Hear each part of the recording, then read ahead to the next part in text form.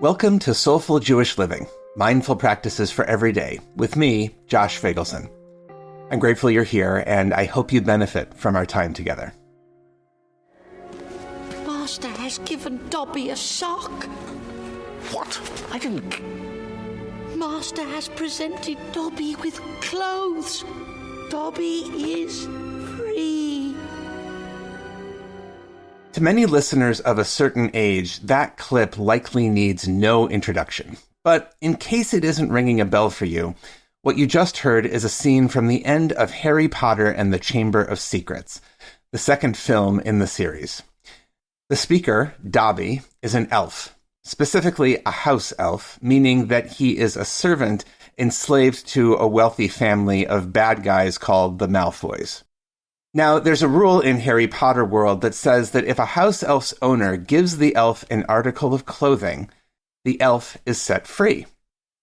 And here, in one of those delicious scenes of sticking it to a no-goodnik, Harry, through a clever little ruse involving one of his own socks and one of Lucius Malfoy's books, manages to free Dobby from the Malfoys. And Dobby winds up being an important minor character in the saga. Boo, Malfoy. Yay, Harry. Yay, freedom. When I first read about Dobby years ago, I remember saying in my head, a sock? Really? It felt a little contrived. Granted, we're talking about a world of wizards who can speak in snake language, but still. Yet today, I think it's actually pretty brilliant. Why? Because a sock is probably the smallest article of clothing any of us use regularly, and it's also a piece of clothing that hardly anyone but us ever sees. And so the message is that while a fancy outfit might elevate our social status, the thing that makes us free at the most fundamental level, the level where our feet contact the earth, can be the thing that says that we're free. Why am I talking about Harry Potter and socks and freedom today? This is the third episode of a miniseries on daily rituals. In our first episode, we talked about first waking up in the morning. Last time, we focused on going to the bathroom. So what comes next in our morning routine? Getting dressed. There's a lot we could say about clothing. People have different orientations, of course.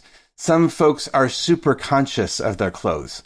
They can spend hours shopping for an outfit and just as long in their closet finding the right ensemble to wear. Other folks might be fine with a t-shirt and sweatpants all day, every day. For some people, what they wear is super important, a way of expressing who they are. For others, what's most important is simply to feel comfortable. Not too hot in the summer, not too cold in the winter, not too tight, not too baggy. And rules and conventions around clothes are a big part of how society functions, starting with no shirt, no shoes, no service at a 7-Eleven, all the way to People magazine photo spreads of who wore what at the Oscars. No matter where you are on the clothing spectrum, the opportunity for today is to get back to basics. And this is where I think Dobby, and yes, Judaism, can help a lot. The Torah has a lot to say about clothes. Adam and Eve put on clothes as soon as they become conscious beings. Jacob tricks his father Isaac by wearing the clothes of his brother Esau. And then Jacob makes more trouble by giving his son Joseph a special coat of many colors. The Torah tells us to return lost items, including lost clothing. And perhaps most movingly, the Torah teaches that you can't take a poor person's garment as collateral because it's a form of abuse and goes against everything we were supposed to have learned by being slaves in Egypt. All of which is to say that Harry Potter gets it right. Clothing is a basic element of our freedom. The ability to put on clothes at all, much less to choose what to wear to work or a party, it's really a powerful thing, and it's something we can easily take for granted. Which means it's also an opportunity to be mindful. So, here's a practice that can help. First of all, try to give yourself enough time to get dressed. And like we talked about with going to the bathroom, try to avoid multitasking. Keep the phone someplace else. Before you open the closet or the dresser, just take a moment to pause and settle. Be here, in the space that you're in. Allow yourself to be aware of the freedom you have right now, in this moment. The freedom to choose something to put on your body. Not everyone has that. Allow yourself to notice some gratitude. I'm going to leave choosing what to wear up to you, but once you've made your choice, I want to invite you to put your clothes on just a beat or two slower than you might do ordinarily. See if you can feel your clothes touching your body, covering your skin, surrounding your limbs. Notice what it feels like as an arm moves through a shirt sleeve, or a pant moves through a pant leg. Notice how it sounds. Notice how it smells. Notice how it feels to slowly put on a sock. Notice perhaps if there's any pain or discomfort as you move your body getting dressed. And notice if there's any comfort or delight. All of this is part of the experience, and the goal here is simply to be present for it. Finally, notice how it feels to do this, to be aware of something you might do quickly in the morning as you're racing to get out the door. Putting on clothing can be one of those things we do mindlessly. How does it feel to do it more mindfully? In the traditional Jewish liturgy, there's a series of blessings to say in the morning. One of them is about clothing. And for this practice, I want to invite you to say it, if you feel so moved. Baruch atah Adonai, Eloheinu melech haolam, malbish arumim.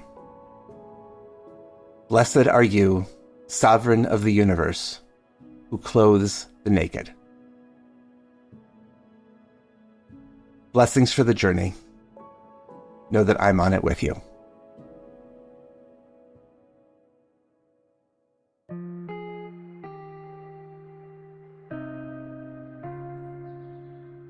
Thank you for joining us for Soulful Jewish Living, Mindful Practices for Every Day, a production of Unpacked, a division of OpenDor Media, and the Institute for Jewish Spirituality.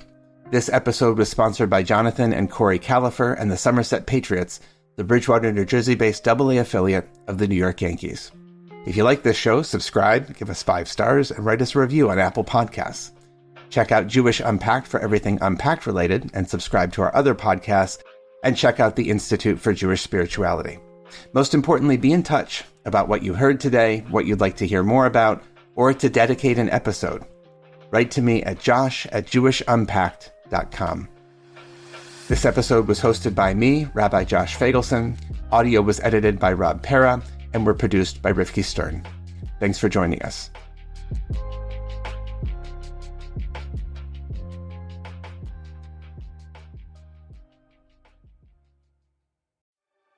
Hi, everyone. You know, there is so much talk these days about anti-Semitism.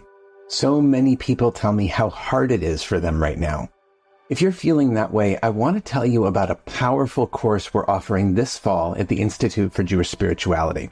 It's called Wounds into Wisdom, Healing Intergenerational Jewish Trauma.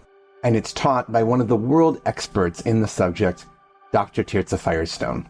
Tirza is a clinical psychologist and a rabbi, and in this course, she'll help you understand how Jews have internalized anti-Semitism and, often without even knowing it, passed it on from generation to generation. And she'll give you tools to help you respond more mindfully. She's an amazing teacher, and this is such an important and timely topic. Wounds into Wisdom starts November 18th. Secure your spot and register today at jewishspirituality.org. That's jewishspirituality, all one word, .org. Thanks.